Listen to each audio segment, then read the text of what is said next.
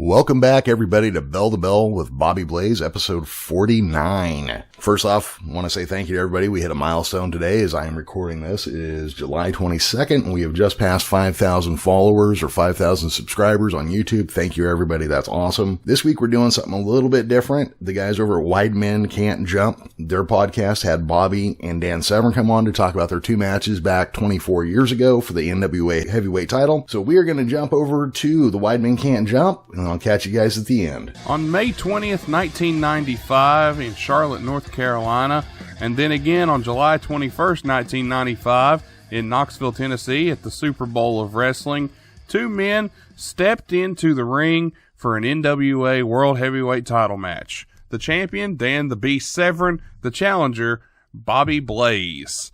These two gentlemen both had fantastic matches back and forth for the title, and neither ever threw one single punch. We had an opportunity to sit down with Bobby and Dan and discuss these matches together in one of the first times these two men have spoken in several years. Let's hear now from Bobby Blaze and Dan Severn on their NWA World Heavyweight title matches. Thanks, Dan, for taking the time for doing this. I appreciate the opportunity, man. No, Bobby, I'm the same way here. It's just I just kind of feel bad that we're not able to keep in better contact, but it's, the crazy life of simply life itself, but it's even crazier yet if you combine life with the professional wrestling world. Yes, well, that's cool. Thank you, yes, sir. Literally, Nathan, you should just simply just be playing this because this is going to be probably the best element of it is, Bobby and I just talking about the business and hey, how to survive the business, I think. Hey, I'm fine with that too, but I do want to, before we dive into that, let's talk about it. You guys had the two wrestling matches for the NWA title. Dan was the champion, Bobby the challenger. Dan, I want to start with you. You recently watched those matches. I sent you the clips, but you went back and recently watched those matches. What did you think on looking back on those, Dan? On those matches, because there was a lot of just pure amateur wrestling. Almost felt like a freestyle wrestling match. What was your thought? No, I mean, it was, with Bobby having an amateur wrestling background as well, obviously, every time that you've got a couple professional performers going out to, how are you going to make your match uniquely different? And, because, running the ropes, doing clotheslines and chopping and, punching, that's basic, I'll say basic professional wrestling 101. But when you get a chance now to realize you got someone that you're working with that same night that has some similar type of background, you try to incorporate that into it just to make the match uniquely different. So I remember like doing what I refer to as like the public spot. Most people don't even know what public is. But if you're an amateur wrestler, that I should say a little bit higher level, you would know what that is and what benefits that it has. But I just from a showmanship aspect, it would have something that would intrigue professional wrestler viewers. I guess that's probably the best way of doing it. And that's what you're looking for is stuff that it comes from the shoot world, and literally, let's face it. Professional wrestling was all based upon the shoot world, and knowing that now we're simply going to incorporate this into the work world. Bobby, you look back on these matches, what's your thoughts on them as you see them, especially, how they were more amateur wrestling based? Well, first of all, I have to say that, speaking of leading to the feet, Dan about suplexed me on my boots on the first move. And that was to be expected. He is the consummate professional, and with that said, and it was very, very well done because had it been an all-out shoot, the match would not have went more than 30 seconds because Dan would have tapped me out or I would have just left the place. So with that said, it was done in such a professional way. I have to not that I'm wearing a hat, but I have to take my hat to Dan for being a gentleman and a professional. We had a gentleman's agreement, if you will, and I've spoken about that before. The one thing I remember, when I say that, I say it with all due respect, because I have nothing but respect for Dan Severn. And I was an early fan of UFC, and so I remember getting the booking the very next day after Dan had won his first UFC, and it was like we was booked out about a month later. So with that said, the first match I recall, it was all I could do to even try to get behind Dan or counter anything, because anything I was trying to do was already countering, and that was the beauty of it. So that's what made it, I think, both matches look so good, is because the progression was there that, you know, at any given time, I don't think that anyone thought that the first match was anything less than just, you know, let's go out here and just have a good, solid, amateur, tight-based match based off of a shoot with a gentleman's agreement. The second match I thought was a little bit better, only because, again, with the gentleman's agreement in place, and with the NWA World Heavyweight title on the line, which I took prestige in that title, as I'm sure Dan did, carrying that title around.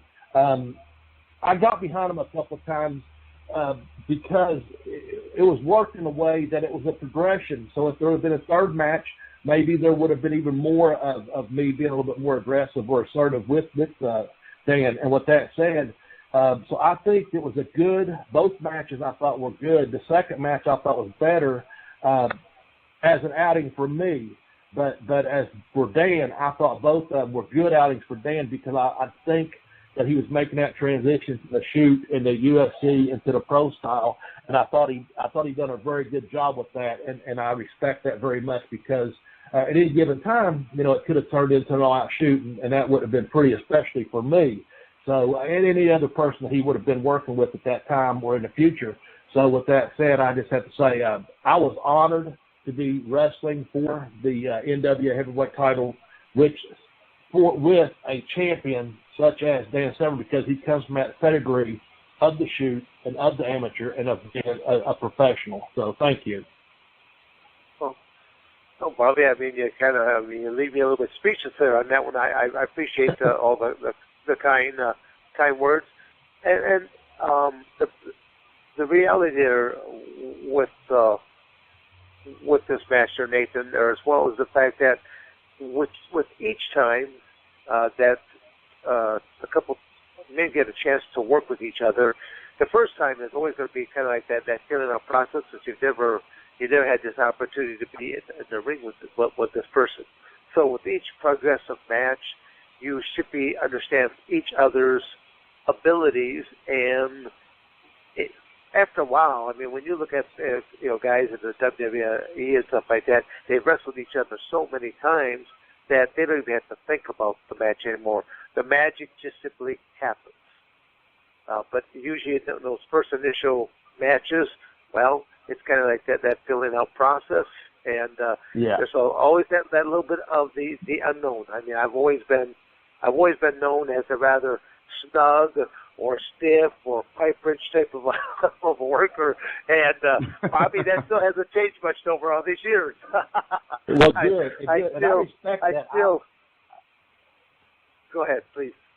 No, I was just going to say, I respect that, because I never minded working snug or stiff or what have you, because I think that's a part of the business. It should be, because I think, and I always thought that, and I still do, I still think that, and I agree with you, the more you work with someone, obviously, the easier the magic flows or what have you. But I always like that snug and stiff style, that strong style, if you will, without taking liberties on someone else's body, of course. But I'm glad you're still out there kicking ass, and still working stiff, snug, and shooting. So good for you, man.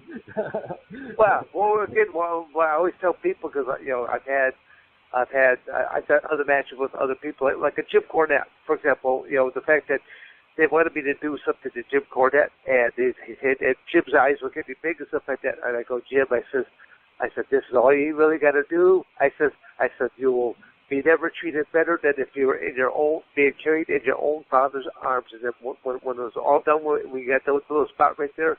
He just smiled. He goes, I'm still in one piece. He goes, you couldn't have said it any better than what you did there at the time there, Dan. Yeah. And again, that's what the beauty of professional wrestling. I love professional wrestling for what it is, to entertain folks, to give them for that duration of the time of that match, to let them know that they're witnessing something really unique, incredible. Well, at least we hope it all turns out that way. But it's like a suspended animation. You just want them to view this and be entertained by it. Yeah, I agree with that 100%. And I think also that when people, and I'm really careful about how I use the word entertainment, but I think the people should get entertained, but I think there should be that realistic element to the matches. And I think in our matches, I know we did, and I know in all, keeping it professional and making it look real without killing someone, not kicking someone in the face or taking a liberty with someone, but really taking care of that person all the while being making the match look as professional and as realistic as possible. Those elements, and I'm still a fan of professional wrestling too, and I always have been. I probably always will be. But I just like that element of surprise, the suspension of beliefs that you can watch. These two men are out there, and it's an athletic, competitive performance. And I know you've been to Japan, Dan, several times like myself, and that's one of the reasons I liked working over there so much was because they always kept it as a competitive, like it was still a sport. And that was the thing about our two matches. And, again, it was we tried to keep it somewhat competitive and realistic. And in doing so, we entertained the people that bought tickets to see that match along with the other matches on the show. And that's why I'm a professional wrestling fan, I guess. Always, like you said, that suspended belief that these two men could do it, but also with the athletic performance. Because face it, we were athletes. You're an athlete, to get to the levels you've achieved.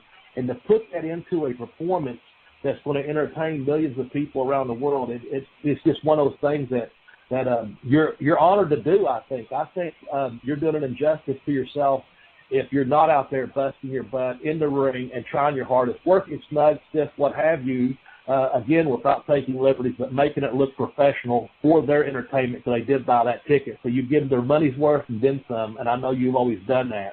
And I think our match provided entertainment in both incidents. And if there had been a third, like you said, I think there would have been a third or fourth if we'd have worked more and more together. They would have progressively gotten better and better matches out of us, for sure. But anyway, the athletic performance is important.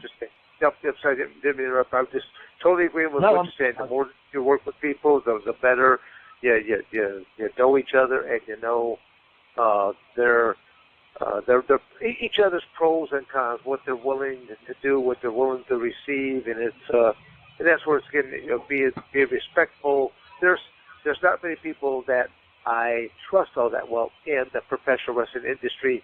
Ironically, I've been hurt far worse in my professional wrestling career than I have been in my cage fighting career, which is almost like a contradiction in terms, but you have to put your body into another person's hands and pray to God they know what to do with your body, because if they screw up, it's not them who gets hurt, you get hurt. And you know very well, professional wrestling is the highest death rate industry of all professions. And it's usually not because of a death inside of a ring, but usually because of the accumulation of injuries over time, and then now starting getting hooked on painkillers and muscle relaxers, and they need something to get them up and going in the morning. They need something to put them down at night, and then there's, they all think they need to look like Adonis in order to go out there when they simply, just realize, just go to the gym, do your hard work. I mean, it's just doing those kind of things, and it's kind of like a vicious cycle. Vince McMahon says, no, don't do this because of our wellness policy, but yet on the other side, the flip side of the coin, is you really saying the truth about this? No. But, what can you say? That's that magical, mystical, not really quite all that truthful of an industry at times. Yeah. Tim, do you have any questions for Dan and Bobby? Oh, they're legion. But what I want to do is kind of approach it this way. I hadn't seen the matches in their entirety till yesterday. So I'm watching them, and I'm finding myself being taken back. I'm 51, and I felt like I had been taken back to maybe 10 years old, watching Stampede Wrestling up here in Calgary, where I'm at. What struck me right away was that there was no punches, not even an attempt to make a punch. Nobody going up to no ring work, rope work, no high flying. Of course, I wouldn't expect that from you two guys because that's not really your thing. But when I was watching those matches, I found myself totally sucked in to the storyline, which for me was, here's Dan Severn, who at that point his reputation is, this guy is a killer. And then we got Bobby Blaze, who looks like, he might have the skill to kind of hang with this guy, but Dan's probably going to kill him. But it doesn't really play out that way. What I really loved about it was, I believe it's in the second match, where Bobby catches Dan with a couple of kicks and then hits the clothesline. And as a fan, I'm finding myself going, oh, holy, Bobby might have a shot at this. And then Dan hits him with a submission, and it's over. And I'm going, that was only 8 minutes? That felt like 25 minutes of awesomeness.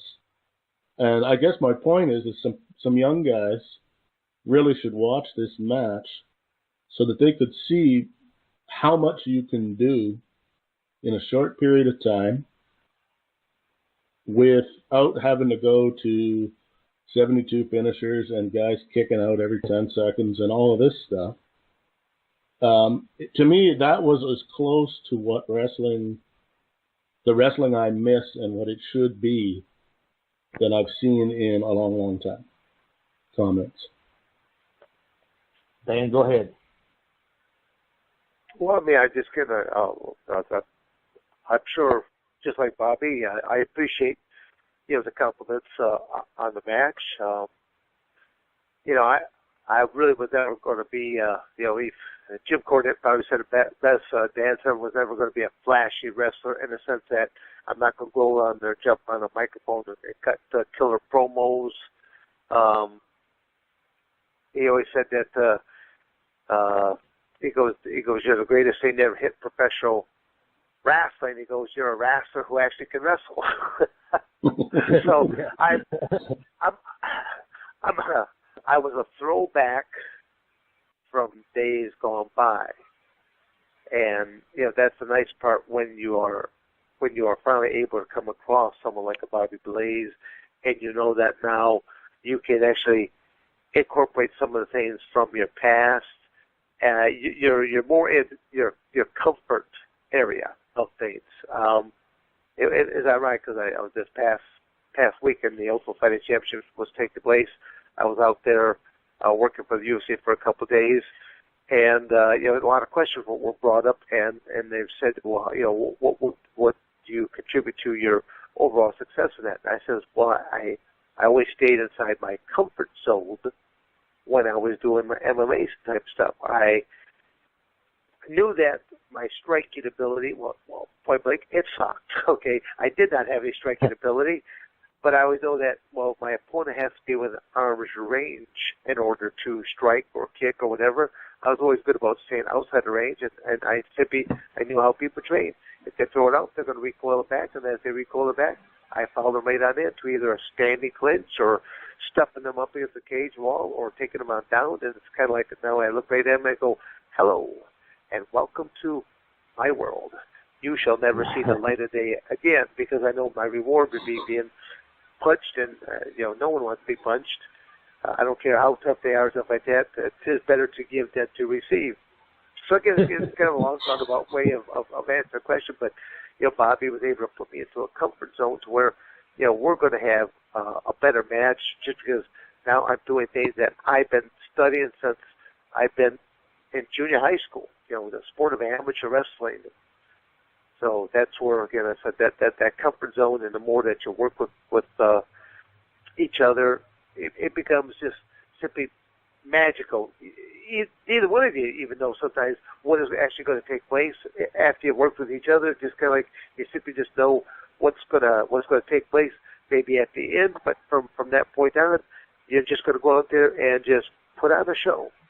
Take the audience to an emotional roller coaster. I appreciate the compliments from Tim as well, and also from Dan. I completely agree that we both got into the more of a comfort zone, especially in that second match. We knew a little bit more what each of us could do and expect of each other.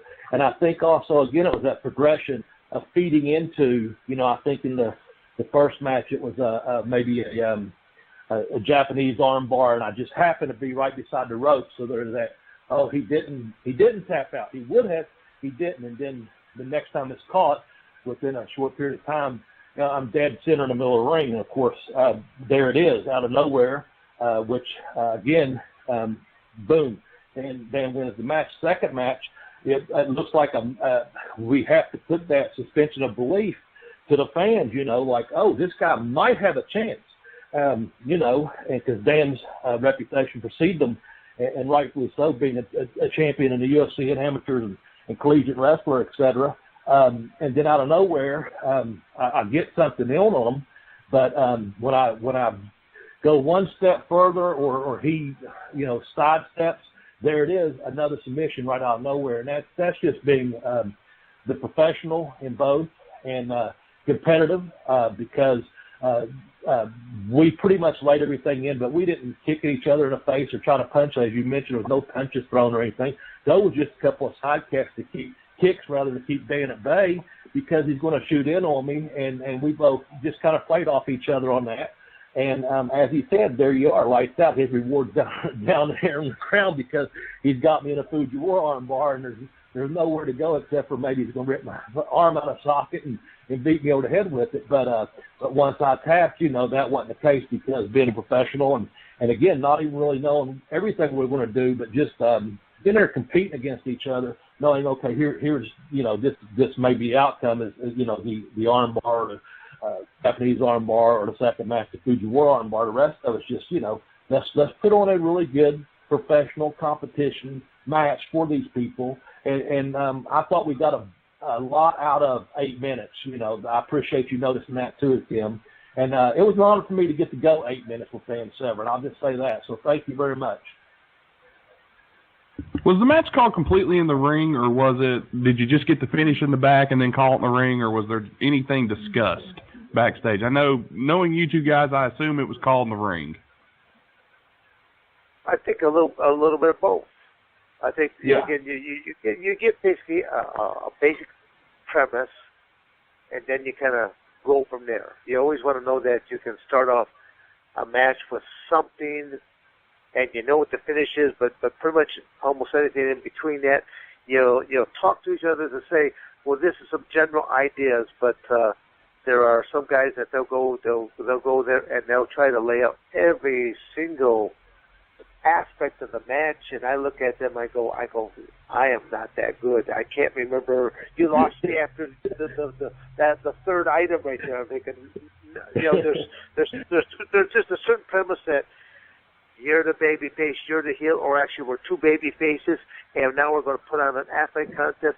I understand these concepts right there, and it's going to be a show of give and take, and try to, if you just go back to that, suspend that animation and create something that even sometimes you don't even know how good the match will be once it's over with. Until you hear the crowd's reaction, or even from your fellow wrestlers. So, I mean, what your match really does good with even your fellow wrestlers. They're like, well, that was awesome, and whatever else have you. Of course, they would be using a much more colorful language, but I'm trying to keep this good for the air. Yeah, I have to agree with you, Dan. I couldn't have worded it better. The only thing I will add is when I walked through the curtain in Knoxville in the second match, Buddy Landell was in front of the monitor, as was Cornette, and Cornette turned around, and next thing I know, people started clapping, and Buddy said something like, "You've got to send that to Japan," and Jimmy just hugged me and thanked me, but, it was just that's that feeling that just respect of your fellow peers that you went out there and done what you were supposed to do. So that's the thing. And we got that pop both times.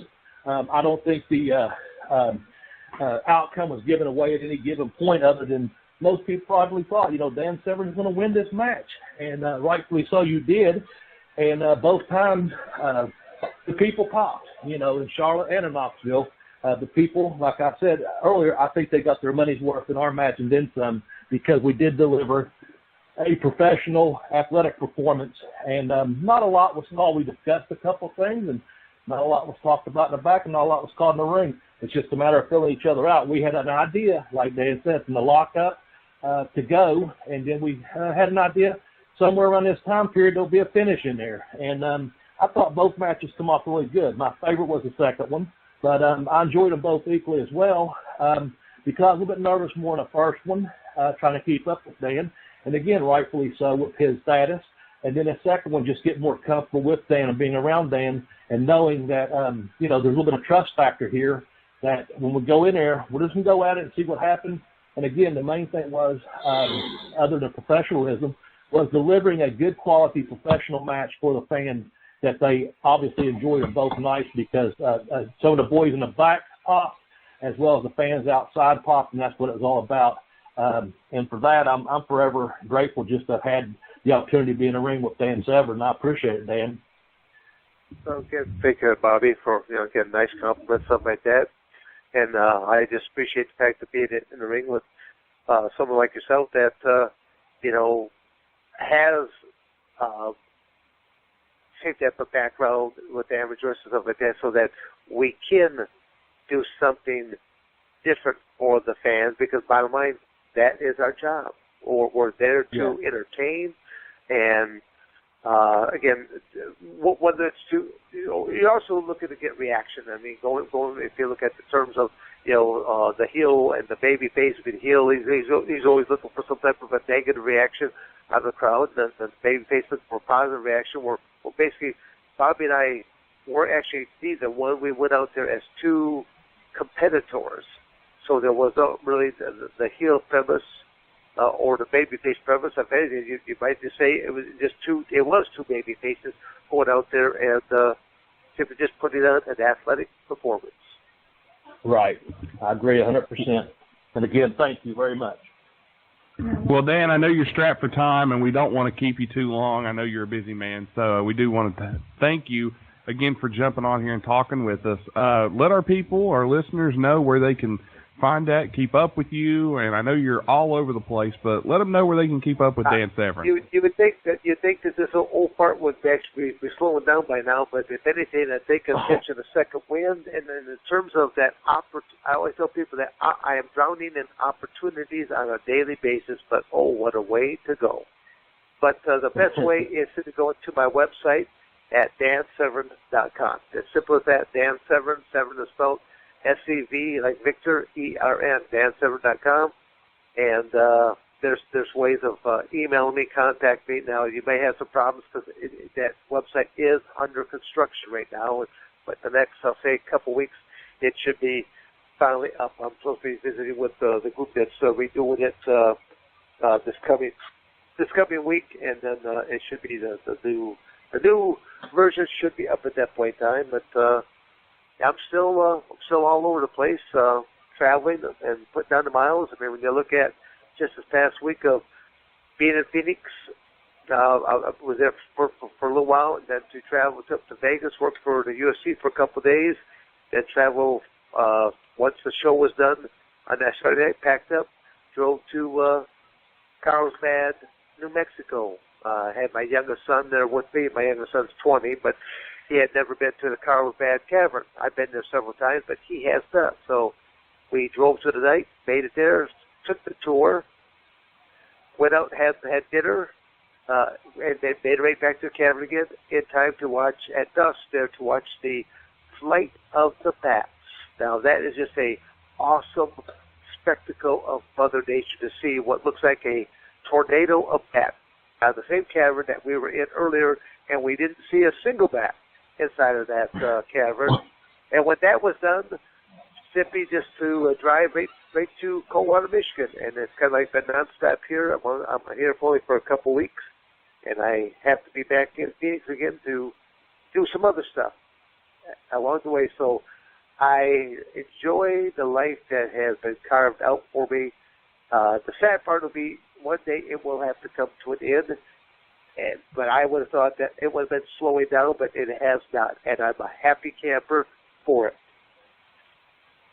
Well, we thank you, Dan, for coming on here and talking with us. Really, we really do appreciate it. And anytime, man, just hit us up anytime you want to talk, just anything. You've got my number, and I'll get, if it's all right, I'll give Bobby your number too, so you guys can stay in contact as well. I was going to say it's been years since I last spoke to Bobby. Please give him my number off the air, and then I'd like to continue to stay in contact because, as I said, this whole Rolling Stone show is moving around. You never know, I might turn up in your neighborhood shortly. So it'd be great to stay in touch with you. All right, guys, I'm going to jump off here now. Thank you once again there for being able to talk with you, Bobby, and also there for Nathan for putting this together.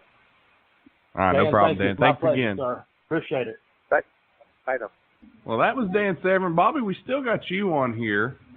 Maybe we can, talk a couple things here about those matches.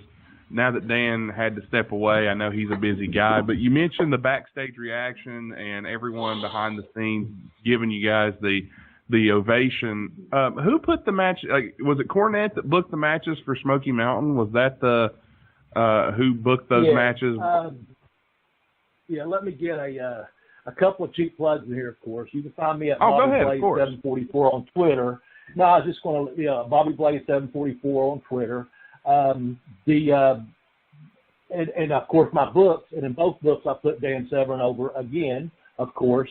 But in Pin Me Pay Me, I talked a little bit about that, and I know you were there a couple of years ago down at WrestleCade when we did the Smoky Mountain panel, and Cornette told me to tell one story about the bathroom, and that's kind of what happened. Being an early UFC fan, and I was hoping to tell Dan about this, but it's off the air, and he's off the air rather. Maybe he'll listen back to the playback, and I certainly hope the fans do enjoy this really short story. But basically, I was an early UFC fan, and I watched them. And of course, he won on a Saturday night. We had a show. I think we had been in Knoxville, or where had we been? I'm not sure. But on Sunday afternoon, we had a Sunday afternoon show in Johnson City, Tennessee. And I went into the restroom, and I was finishing up. Cornette steps in and goes, "Hey, Bobby, you got a minute?" And I'm like, just kind of like peeing over here. And I maybe never let the truth stand in the way of a good yarn, but I don't know if you ever try to stop peeing midstream. But I'm like just looking over the urinal thing there, and Cornette says, "I got you. I got good news. I got you booked next month." And I'm like, "Oh yeah." And he goes, "Yeah, I got you booked against Dan Severn." And I just stopped. I just stopped peeing, and I'll keep it clean at that. But I went over and washed my hands, of course, and Jimmy and I spoke. Yeah, well, it's hard to stop midstream, but I did. But no, that's Adder Patola, of course. But no, Cornette and I, we stepped into the restroom there, and he said, "I've got you booked next month against Dan Severn." And I looked at him, and I was like, "Are you mad at me, Jimmy?" Or something? He just won UFC last night. And he said, "Yeah, that's why I've got him booked." And I was like, "Oh," and I said, "He does know it's to work, right?" And he goes, "Well, we'll talk about it." And I said something like, "There'll be anything extra in it for me?" He said, "Yeah, I'll take care of you." So that was kind of Cornette had put that together. That was in the Carolinas in Charlotte. That was the Carolina's Memories Tour, and we was over to the Grady Cole Center, and Cornette was trying to, they had a lot of the NWA guys there, the old Crockett Promotion guys there for that show. And then the second one was also, we had the Super Bowl of Wrestling down in Knoxville and for Smoky Mountain, and of course that had people from, everywhere from WWF at the time, WCW. Actually, I don't think he was WCW. I'm not sure. I can't recall that, but USWA and some guys from Georgia, and of course the Smoky Mountain crew, and guys from Canada. I mean, we had people from all over the place. Actually, it was just a really good Super Bowl of wrestling at the time because with an array of so many matches, and that was just one of the many matches on that card, and it was a different kind of match because we had the NWA Heavyweight Champion in town, Dan Severn, representing that title that I had so much respect for, and I'm sure the other guys did too, because that was just such a prestigious title. But yeah, Cornette put that together through Smoky Mountain Wrestling, and him and I guess Dan or his managers and stuff put that together. And I was the one that Cornette said, you know, well, you're the one. Because I really thought there might have been a couple guys on the crew that Cornette said, I really think you're the one that can do this. And, you know, I thought of Steve Armstrong, and I thought of Tracy Smothers. So they had both, you know, been, you know, pretty good amateur backgrounds as well. I know Tracy did. But, you know, I was honored with my Malenko training, and I had, you know, prior experience and things like that. But I was honored that I was asked to do it. And I'm just, like I said, both, I remember in Charlotte, there wasn't a whole lot said as far as the blueprint for the match. Like we said, we didn't really have to do a lot. We just, I mean, as far as talking it out or trying to go over 101 spots or call a lot, but I remember walking in the back, and I had come out of selling gimmicks, what have you, been back before the locker room waiting for Dan's arrival. When I went back, Dan was in there talking to Cornette, and I, you know, walked up, of course, to introduce myself, and we knew who, you know, each other were, of course, and then Cornette, I don't know what this, Bob, you don't have a problem putting Dan over, do you? And I looked at Dan, I was kind of shaking his hand still, and I looked at Jim, I go, do I have a choice? You know, so yeah, it was very professional, and it was just, to me, it was an honor to be involved in both matches. I know when Cornette came up and saw you at the show in Madison for All-Star Wrestling, you came over and spoke to him, and he mentioned the matches with Dan Severn, so I got a kick out of that. I thought that was pretty funny. Tim, any more questions for Bobby? I know Bobby's got a lot to do today, so yeah, I need to get ready to get my lunch, guys. Oh, okay. Well, the only thing I was thinking was, do you think you had mentioned that he figured at least he would get killed in there with Severn? Do you think there's a possibility too that somewhere along the line it occurred to him that, okay, Bobby's at least a kind of a lighthearted guy, and if Dan smacks him a little too hard, or, you know, is a little on the heavy side, Bobby's not going to snap. And because I could see where a guy might get in there with Dan, and he may hit you with one of those throws or some of that stuff he does, and you might not take too kindly to it, and then you might really get hurt. Because if you come at Dan Severn probably with,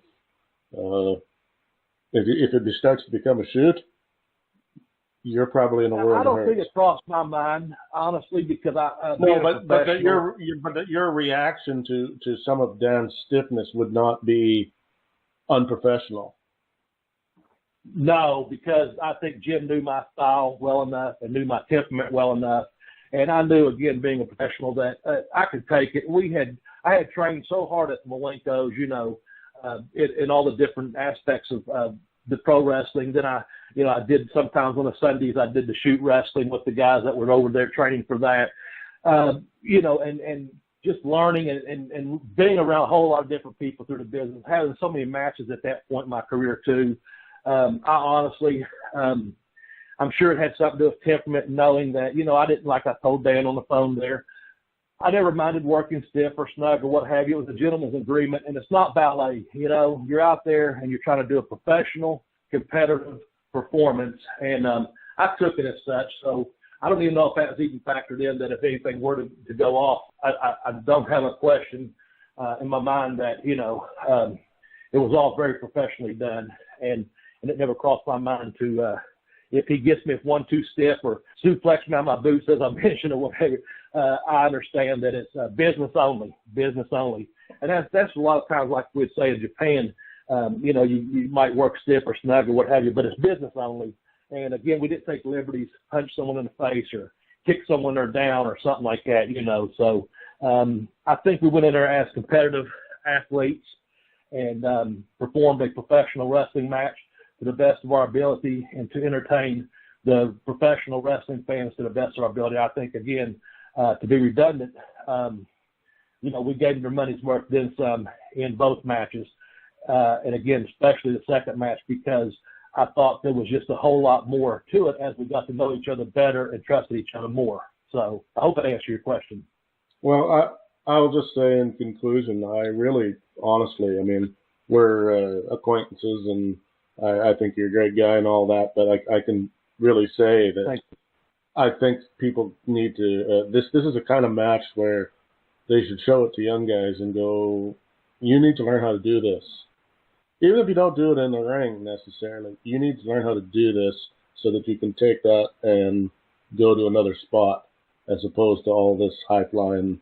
No, but you don't see this anymore, and I would suspect most of the guys can't do this. So yeah, I agree with that. I don't know that a lot of guys can still do that kind of either match, especially that second one. Again, without all the punching, high flying, spot. I take that as a great compliment, Tim, and I appreciate that. And if anyone's out there listening, especially young talent, yeah, for sure, that second, watch both matches, but yeah, try to pull off something like that second match, well, and see how it turns out, because we need, that's the basis of professional wrestling. That is a very good professional wrestling match, as you mentioned earlier when talking to Dan about how it reminds you when you took you back to you like 10 years old or what have you, watching the Stampede. That's the thing. That match, both matches will take you back, because that's the grassroots and the ground floor of professional wrestling really, should be. And if you really watch them, watch the crowd. In the first match, they're kind of like, okay, what's this? They sort of know who Severn is, I think, but he's kind of a tad bit of an unknown quantity in the ring at that point. And then when you see the second match, there's a bit of a buzz in the crowd, and they're hooked. And you guys had both mentioned that I really think if there'd have been a chance for you guys to run like a program together, that would have ended up being money at the end, because the crowd was slowly starting to get invested in what was going on. Can this young upstart can he find a way to beat this wily old veteran who is a beast in there and looks like he should be able to kill everybody? And yeah, it's sorely missed. That's all I can say. I thank you for doing it, even though you did it 25 years ago. 25 years ago, but I still that's the kind of stuff people need to watch it. And that's all I'm saying about that.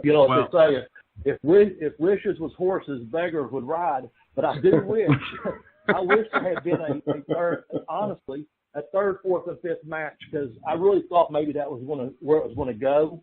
And I don't know what, creative booking would have taken place or not, because you can look back in hindsight 2020. But I could see the people and feel the people really get into it. And I know Dan and I were starting to click. But if we could have done that third match, I'm sure, it would have been even that much better. And finished out a program, whether it be over 6 or 8 weeks or, a few months on the air or what have you. So, I certainly would have welcomed that at that time, of course. But I appreciate the kind compliments.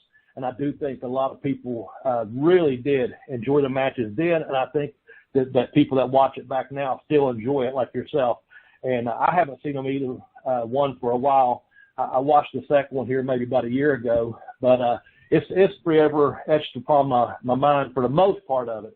But I just remember the people popped and the people in the back in that one section watching the monitor, as mentioned, Buddy and Jimmy, and there was some other boys around there that started clapping. That's always good to be respected by your peers. That hey man, what a heck of a good match that was. So thank you very much, Tim. And I do appreciate the opportunity you guys gave me on your program, Nate, for putting this together. I appreciate it, because I hadn't no problem, brother. For a while, and I was really looking forward to this. We had been trying to put this together, I know, for several months, but I'm glad we finally did get put together, because it was a real honor to share the ring with Dan Severn, and it was a real honor for you guys to have me on your program today. I'm usually laughing, joking, and cutting up, and we're having a blast. But as you can tell from the tone of my voice, I'm really thankful to have this opportunity to speak to Dan and talk, about these professional matches we had. Like you said, Tim, maybe some 25 years ago, but still, I think some people can learn from them. And if nothing else, if they can enjoy them. I think most matches are very enjoyable, especially the second. Yeah, the other thing I noticed too, I keep bringing up stuff because I keep thinking of stuff, is another thing people could take away from this is you can lose and win. You don't win the match, but you're the one who's if those matches continue in a Jim Cornette vein, Bobby Blaze gets over. Yeah. Losing doesn't hurt Bobby Blaze in this match one bit. No, which is another thing which people don't now. That's he got beat. Yeah. Well, pin me, pay me. Or I don't want to. Right? I don't want to do the job to that guy. Okay, well, you're not really doing the job, really. No. You're losing to a guy you should lose to. Yeah, you're doing your job. That's your work for tonight. And sometimes you got your work cut out for you, and you go in there, you do your best anyway, and you come up a little bit short and a better man for the champion in this case, or in both cases actually, better man in the ring, and the champion.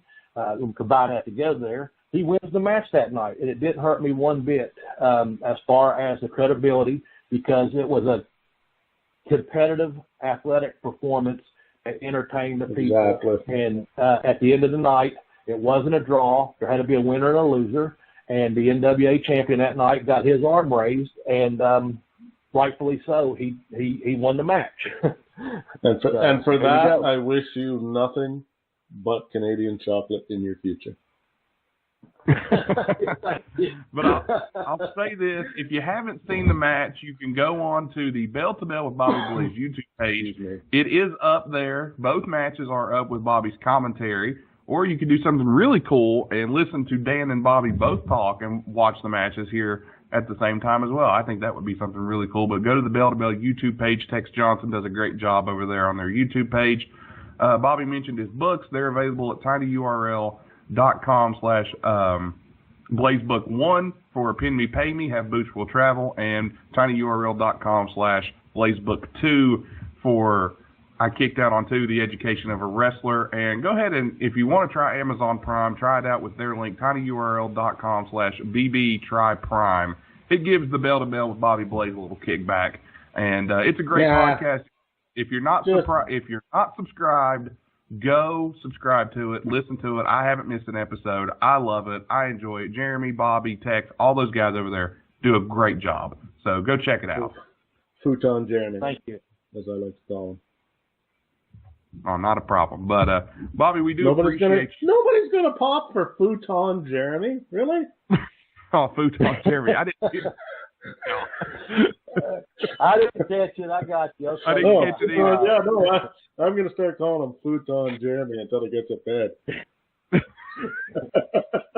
We'll send him a Sam card. Love him on that show. He's really good on the show. Jeremy's great. Bobby, you put your Twitter out there, I believe. It's at Bell to Bell Blaze for the show page, and you can follow Bobby at Bobby Blaze 744. So give him a follow. Bobby will usually follow you back. He's a great guy to talk to, talk old wrestling with. And this has been fun, Bobby. I really do appreciate you doing this. All right, everybody. Thanks for checking that out. I want to give a big shout out and thank you to the boys over at Wide Men Can't Jump podcast. Please go check their show out. Tim, Nate, TR, thank you guys. That was awesome of you to share that with us. Bobby, Dan, that was a hell of a discussion. I'm glad you guys could do it. For our fans at home, if you have not seen the matches that Bobby and Dan did 25 years ago, go check them out. They're on YouTube. They're definitely worth watching. Guys, thank you for joining us. We'll be back next week, hopefully with a regular episode. As long as the meth heads in Bobby's neighborhood haven't stolen his wires again, we will be back. So for myself, Jeremy Vilmer, for Bobby Blaze, for Dan Severn, for the boys back at Wide Men Can't Jump, and for our damn futon, bye-bye, everybody.